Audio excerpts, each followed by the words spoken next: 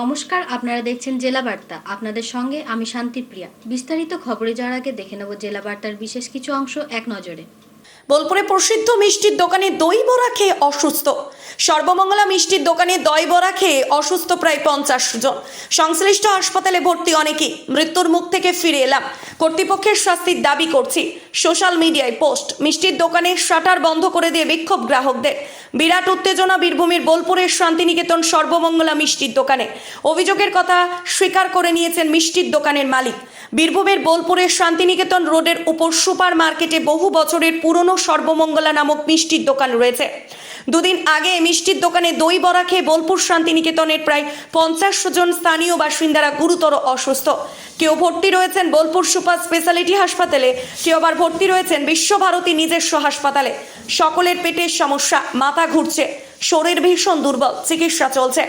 দিন কয়েক ধরে দই বড়ার আতঙ্কে ভুগছে বোলপুর শান্তিনিকেতন, অথচ কোনো হেলদোলই নেই মিষ্টির দোকানের মালিক শ্যামল মণ্ডলের। এদিন অসুস্থ হয়ে পড়া মানুষজনদের পরিজনরা জমায়েত করে শান্তিনিকেতন রোডের উপর সর্বমঙ্গলা মিষ্টির দোকানের সামনে ভরা বাজার, প্রচুর মানুষজন।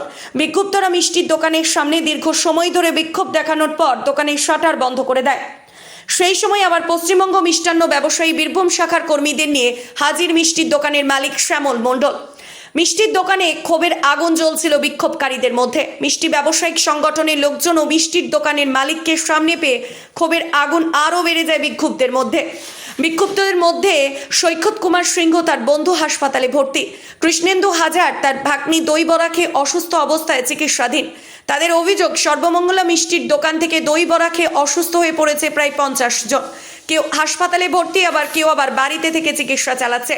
অনেকেই আতঙ্কিত, ভীত সন্ত্রস্ত হয়ে পড়েছে।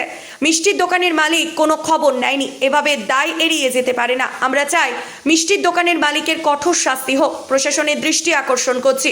আমরা 70 বছর ধরে মিষ্টির ব্যবসা চালিয়ে আসছি। এ ধরনের ঘটনা প্রথম। কোনো চক্রান্ত রয়েছে কিনা খতিয়ে দেখা হচ্ছে। মিষ্টির কারখানা সিসিটিভি ফুটেজে খতিয়ে দেখব কর্মী চক্রান্ত করে কিছু করেছে কিনা। তবে পুরো ঘটনার দায়ী স্বীকার আমি করছি। মন্তব্য সর্বমঙ্গলা মিষ্টির দোকানের মালিক শ্যামল মণ্ডলের। এটা আমরা নিজেরাও দেখেছি, কোনোভাবে বুঝতে পারিনি। আজকে আমরা 70 বছর থেকে সিনেমার জন্য ব্যবসা করছি এবং এই প্রতিষ্ঠানটা তিল করে গড়ে উঠেছি। অনেক পরিশ্রম করেছি। আমি কখনোই চাবো না আমাদের যারা ভ্যালুয়েবল কাস্টমার আছে তাদের কোনো ক্ষতি হোক। আমি নিজে অসুস্থ হয়ে ভর্তি ছিলাম, ওই জন্য তো কালকে রাত্রে এসে এবং অনেকের সঙ্গে ফোনে আমি ব্যক্তিগতভাবে যোগাযোগ করেছি। সবার সঙ্গে হয়তো করতে পারিনি।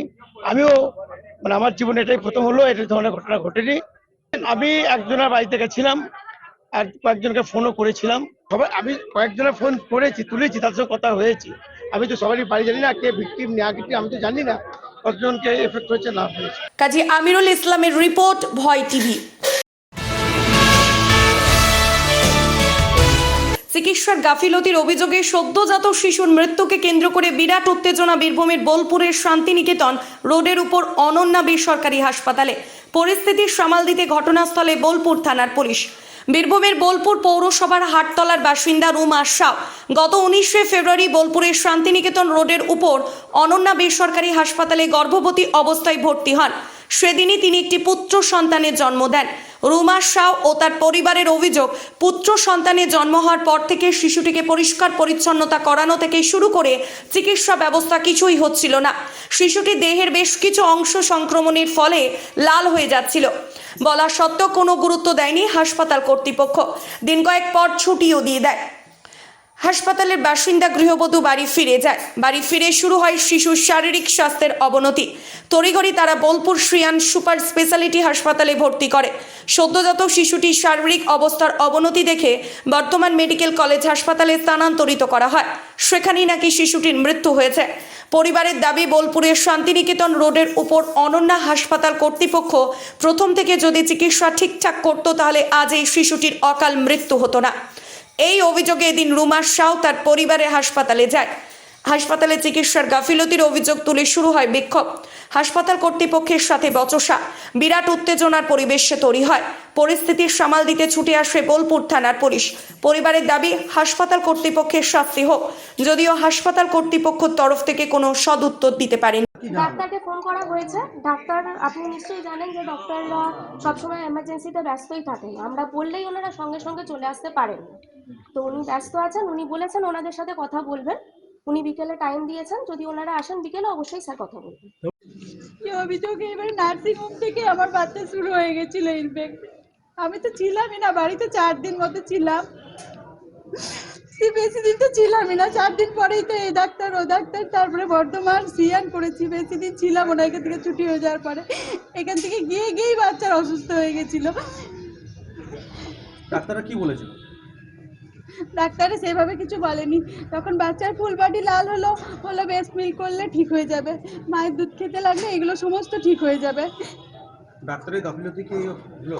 এবার আমি কি করে, মানে এখান থেকে হয়েছে ডাক্তারের গাফিলতি। আমি তো ডাক্তার নই যে আমি সবটা বলে দিতে পারবো যে কোথা থেকে কি হয়েছে না হয়েছে।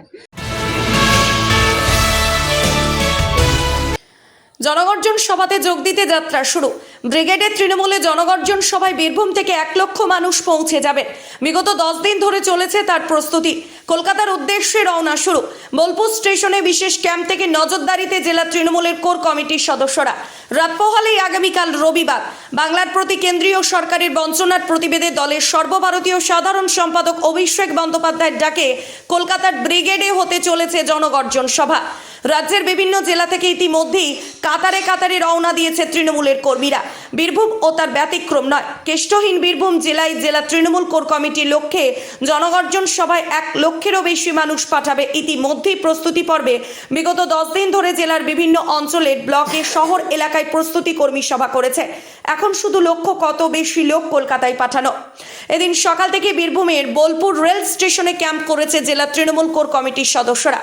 ক্যাম্পে রয়েছেন বোলপুরের তৃণমূল বিধায়ক তথা রাজ্যের মন্ত্রী চন্দ্রনাথ সিংহ, জেলা তৃণমূলের কোর কমিটির আহ্বায়ক বিকাশ রায় চৌধুরী, লাভপুরের তৃণমূল বিধায়ক তথা কোর কমিটির সদস্য অভিজিৎ সিনহা। কোর কমিটির এই সদস্যরা পুঙ্খানুপুঙ্খভাবে নজর রাখছে। যে সমস্ত দলীয় কর্মীরা কলকাতার উদ্দেশ্যে রওনা দিচ্ছেন তাদের খাওয়া দাওয়া থেকে শুরু করে যাওয়া, সাবধানে ফিরে আসা, পুরো বিষয়টি তারা সশরীরে বসে থেকে তদারকি করছেন। বীরভূম জেলা তৃণমূল কংগ্রেসের কোর কমিটির সদস্য তথা রাজ্যের মন্ত্রী চন্দ্রনাথ সিংহ জানান, 2024 লোকসভা নির্বাচন আমাদের কাছে যুদ্ধ, তবে যুদ্ধের আগেই আমরা জয়লাভ করেছি। কলকাতা জনগর্জন সভায় 1 লক্ষেরও বেশি মানুষ বীরভূম থেকে যাবে। আমরা পুরো বিষয়টি তদারকি করছি।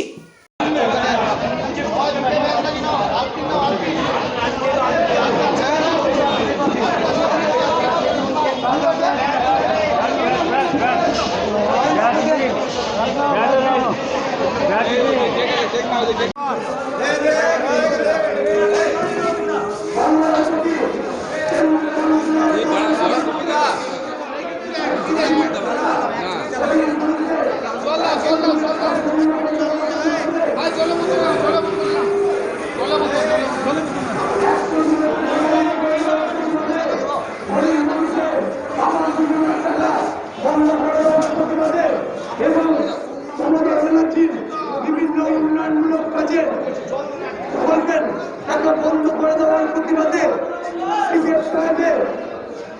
দলে দলে যোগ দিন।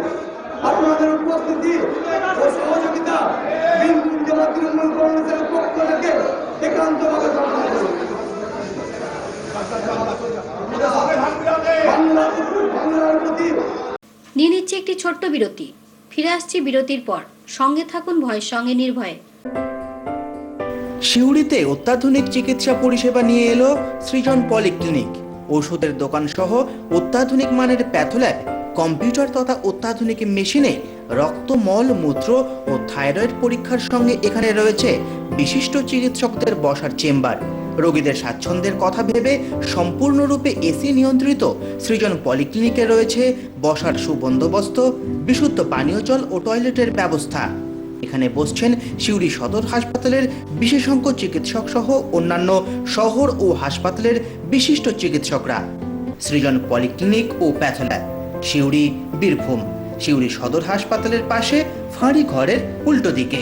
Mobile number 8373071019, 9474437713, 9434326822।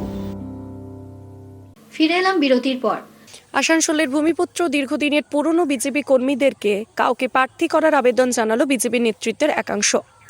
শুক্রবার আসানসোল বাজারে বিজেপির দলীয় কার্যালয়ে সংবাদ মাধ্যমের মুখোমুখি হয়ে এক বৈঠক করে কথা জানিয়েছেন বিজেপির পুরনো কর্মী তথা রাজ্য কমিটির সদস্য বিবেকানন্দ ভট্টাচার্য। তিনি বলেন, আসানসোলে বিজেপির বহু পুরনো কর্মী রয়েছেন। কেন্দ্রীয় নির্বাচন কমিটি তাদের মধ্যে কাউকে প্রার্থী করলে দল ভালো ফল করবে। পাশাপাশি তিনি এও বলেন যে বিধানসভা ভোটের সময় দেখা গেছে অন্যান্য দল থেকে বিজেপিতে এসেছেন বহু কর্মী। সুখের পায়রা হিসাবে এসে ভোট মিললি তারা পালিয়ে গেছেন। টিকিট দেওয়ার ক্ষেত্রে বিষয়টি মাথায়ও রাখা দরকার। সংবাদ মাধ্যমে এই বার্তা উচ্চ নেতৃত্বের কাছে পৌঁছে দেওয়ার আবেদন জানিয়েছেন তিনি। অপরদিকে এই ঘটনাকে কটাক্ষ করেছেন তৃণমূল কংগ্রেসের জেলা সভাপতি নরেন্দ্রনাথ চক্রবর্তী। তিনি বলেন, ওদের প্রার্থী পালিয়ে গেছে, বিজেপি কোনো প্রার্থী খুঁজে পাচ্ছেন না। তিনি দাবি করেন, আসানসোলের মানুষ শত্রুঘ্ন সিনহাকে প্রার্থী হিসেবে জয় করতে চাইছেন।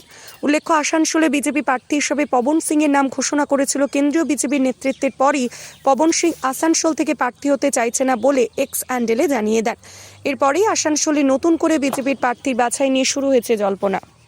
আরে বিজেপি এরকম হয়, বিজেপি ক্যান্ডিডেট পালিয়ে যাচ্ছে, ওরা এখন ক্যান্ডিডেট খুঁজতে বলুন ওদের। জেলে গেছে এবং নিজের পয়সা কড়ি সমস্ত কিছু হারিয়েছে।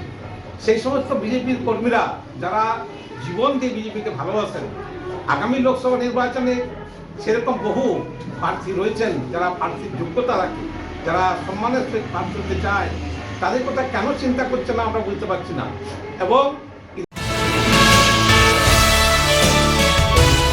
রাজনগরে আন্তর্জাতিক নারী দিবস স্বেচ্ছাসেবী সংস্থার তরফে NETZ বাংলাদেশ ও BMZ জার্মানির অর্থ সহায়তায় এবং DRCSCর পরিচালনায় রাজনগর পঞ্চায়েতের অন্তর্গত বাঁধ আগাল গ্রামে আজ আন্তর্জাতিক নারী দিবস পালিত হলো। এই উপলক্ষে স্বনির্ভর দলের মহিলাদের নিয়ে একটি শোভাযাত্রা করা হয়।